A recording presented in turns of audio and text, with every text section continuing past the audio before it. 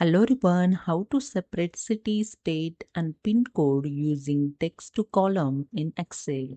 So let's start. So here you can see I have data in one column full address. So here I'm going to separate city, state and pin code in different column. So let's start. So first select the entire column, select the first cell and use here the shortcut key Shift, Control and down arrow to select the entire column. Then go to the Data tab.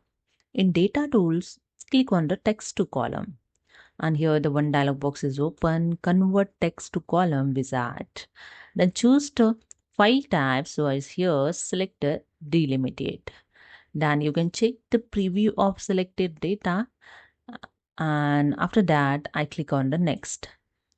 Now here again, you can check here the data preview. Now I'm going to remove in this preview the comma.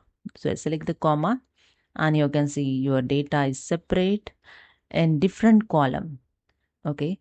In city, state and pin code. After that, click on the next. And here in next, you can see one option destination. So I just click on this arrow and select this cell and second column, the first cell and click on again arrow and click on here finished. And that's it. You can see the full address separate in city, state and pin code. So hope you understood. If you like this video, please subscribe. Thank you.